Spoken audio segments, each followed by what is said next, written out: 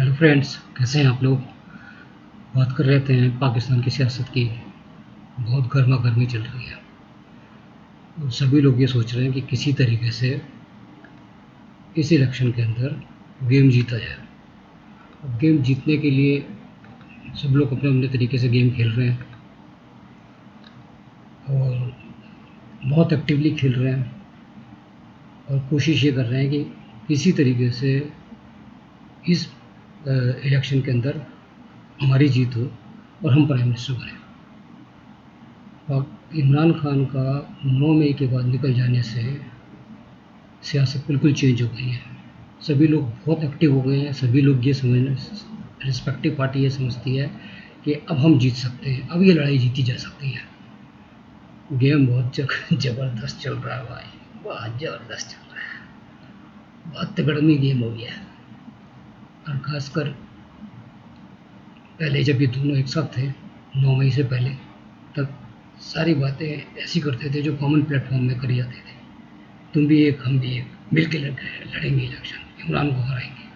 लेकिन जैसे ही इमरान की कहानी ख़त्म हुई, उसी टाइम जो है सियासत भी चेंज हो गई, लोगों के माइंड सेट भी बदल गए। अब खुल के आ रहा है कि लोग थे क्या अंदर से, जो भाई भाई करते थे साथ साथ लड़ेंगे इलेक्शन, अब समझ में आ रहा है कि कितने भाई हैं, कितने दोस्त हैं, कितने वफादार हैं।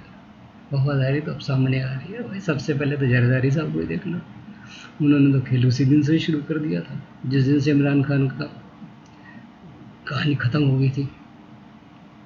उन्होंने अपने आप को स्ट्रॉन्ग बनाना शुरू कर दिया था। हर एक जगह भाग दौड़, ये वो। मैंने अपने पिछले भी वीडियो के अंदर बताया, बिलावल कोई कहा बेटा एक्टिव हो जाओ, अब तेरे को प्राइम मिनिस्टर में बना के छोड़ूंगा।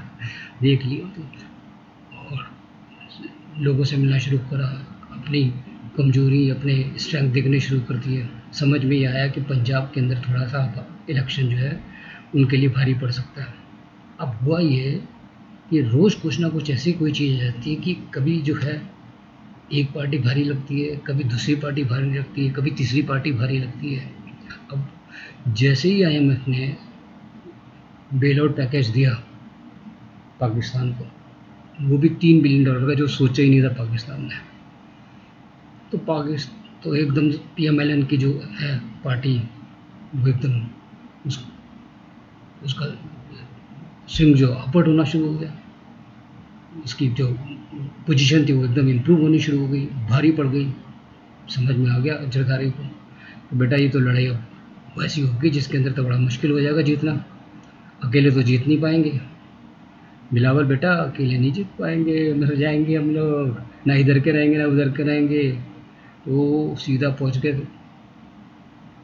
दुबई, जहाँ पे नवाज साहब बैठे हुए थे। नवाज साहब के साथ उन्होंने कई दिनों से उनकी बातें चल रही थी और जो बातें चल रही थी उसके अंदर बार बार तो ये लोगों को बताया जा रहा था कि भाई ऐसा है, जो बात अंदर चल रही है वो ये है कि इलेक्शन कब कराया जाए, ये है बात। लेकिन असली बात जो ये चल रही थी कि पीपल पार्टी को ये समझ में आ गया था कि पंजाब के अंदर उसकी पोजीशन है बड़ी कमज़ोर, वो अकेले जीत नहीं पाएगा, जितना मर्जी लड़ाई कर ले भाई नहीं हो पाएगा। अब खुराफाती दिमाग जागा तो शरीफ साहब से कहते हैं कि हमारे कुछ लोग हैं, उनको आपको जितवाना होगा पंजाब के अंदर, उनको आपको सपोर्ट देनी पड़ेगी पूरी पंजाब में। यही सपोर्ट का मतलब ये है कि वो अकेली लड़े, उसके अगेंस्ट में एटलीस्ट नून का कोई पार्टी का आदमी ना है, तहरीन का अगर आता है या कोई और पार्टी का आता है या इंडिपेंडेंट का आता है उससे कोई बात नहीं है, लेकिन नून का नहीं आना चाहिए। ऐसा कुछ उन्होंने अरेंजमेंट करके करा है। अब ये किस हद तक लागू होगा, ये किस हद तक शरीफ साहब मानेंगे, तो शरीफ साहब भी बहुत समझदार लागू। ये अलग बात है कि शरीफ साहब बोलते कम है, बात कम करते हैं, लेकिन अंदर के अंदर चीज़ें रखते हैं। अब उन्होंने बोला होगा, उन्होंने सिर हिला दिया होगा, हाँ भाई ठीक है ठीक है, क्यों नहीं करेंगे, बिल्कुल करेंगे, ज़रूर करेंगे। और जो बात फिर उनकी ये भी हुई कि भाई जब ये जो गवर्नमेंट जो अपना एग्जिस्टिंग गवर्नमेंट है वो अपना इस्तीफ़ा दे देगी, तब केयर टेकर गवर्नमेंट आएगी, उसके अंदर क्या अरेंजमेंट रहेगा दोनों पार्टी का। ये भी एक बहुत बड़ी बात है, क्योंकि जो उस टाइम पर लोग होंगे सब सियासत में, वो बहुत बड़ा रोल प्ले करेंगे इलेक्शन के अंदर। तो दोनों पार्टी चाहेंगे कि इम्पोर्टेंट पोजीशन के अंदर हमारे आदमी रहें, जिससे कि हम जो फैसिलिटीज़ हैं, जो गवर्नमेंट फैसिलिटीज़ हैं, उसको ज़्यादा से ज़्यादा यूटिलाइज़ कर सकें। मतलब सिर्फ यही है, और कोई मतलब नहीं है केयर टेकर गवर्नमेंट से। तो इसके ऊपर काफ़ी इनकी जद्दोजहद हुई, काफ़ी दिनों से डिस्कशन हो रही थी। तो कोई फार्मूला, कुछ कॉमन फार्मूला तो आया सामने कि किस तरीके से पावर शेयरिंग रहेगी दोनों पार्टीज़ की।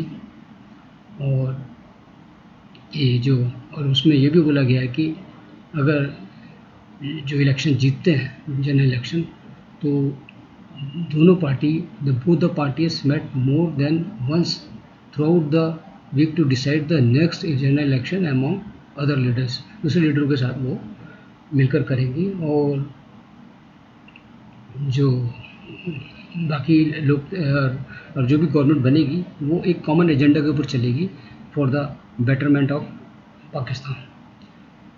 ये सब कुछ काफ़ी कुछ डिस्कस हुआ। कुछ कुछ तो लोग डिस्क्लोज़ कर रहे हैं, काफ़ी चीज़ें नहीं डिस्क्लोज़ कर रहे हैं।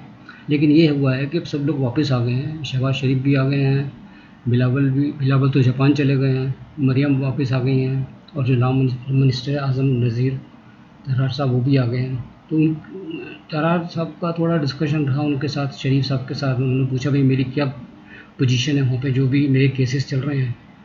तो उसमें मुद्दा तो यही था डिस्क्वालिफिकेशन वाला।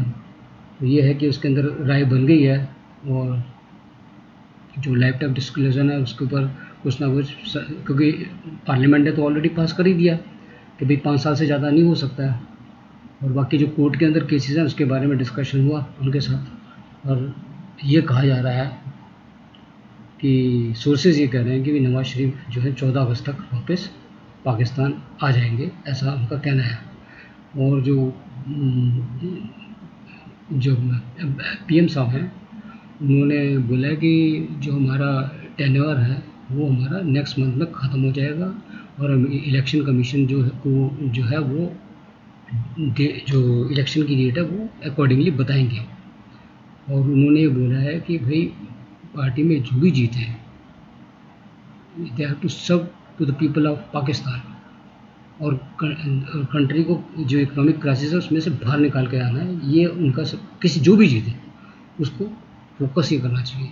तो नॉट शेल में जरदारी साहब जो हैं वो अपना जो वापस आए हैं, उन्होंने लड़का तो भेज दिया जापान, क्योंकि वो कंटिन्यूसली एक्सपोजर दे रहे हैं बिलावल को कि ज़्यादा से ज़्यादा सीख सके, वो फॉरेन एक्सपोजर ले सके, लोगों को समझ सके।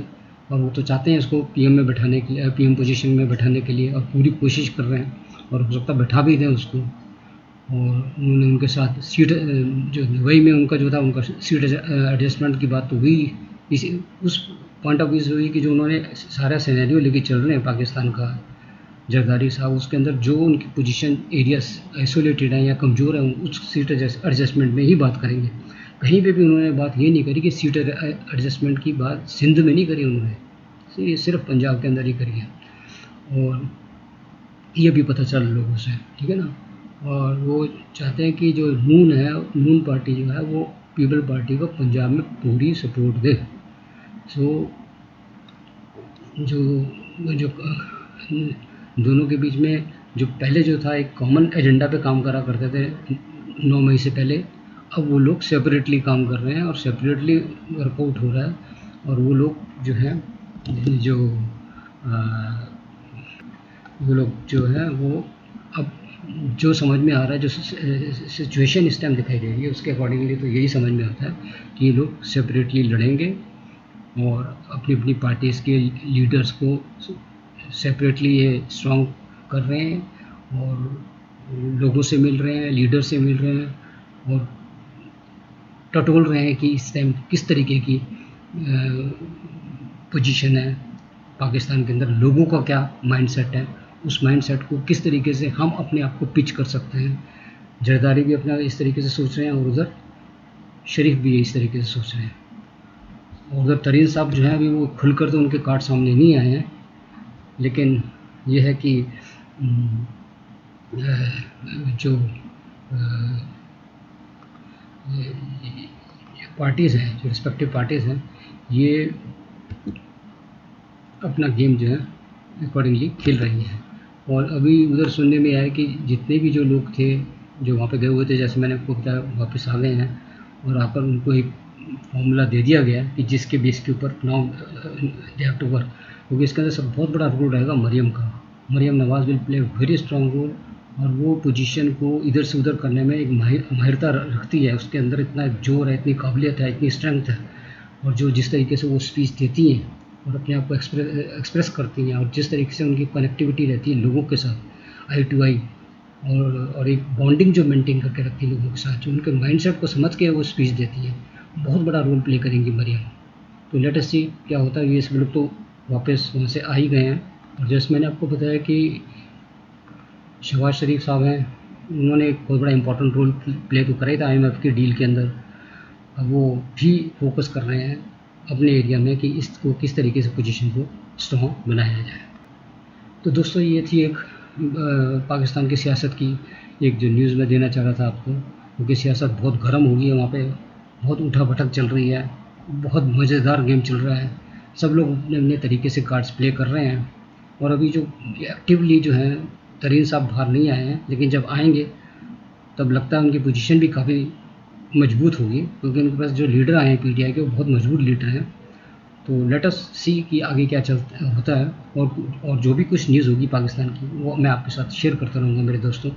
और मेरी आपसे रिक्वेस्ट है कि मेरे चैनल को आप लाइक करिए, सब्सक्राइब करिए, और बेल आइकन का बटन जरूर दबाइएगा।